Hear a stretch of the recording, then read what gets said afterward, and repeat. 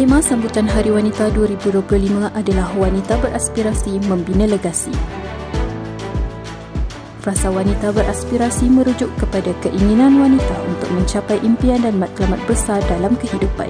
Manakala frasa membina legasi menggambarkan usaha wanita mencipta perubahan bagi menyumbang kepada pembangunan sosial dan ekonomi.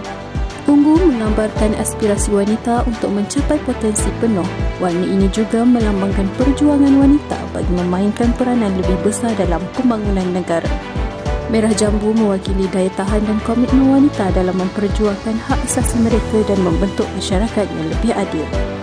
Jingga melambangkan harapan dan keyakinan untuk masa depan yang lebih baik. Obor api melambangkan semangat wanita yang sentiasa membara untuk membawa perubahan dalam masyarakat dan kepada dunia. Nombor 8 menyerupai ikatan solidariti wanita di seluruh dunia bagi memperjuangkan hak wanita.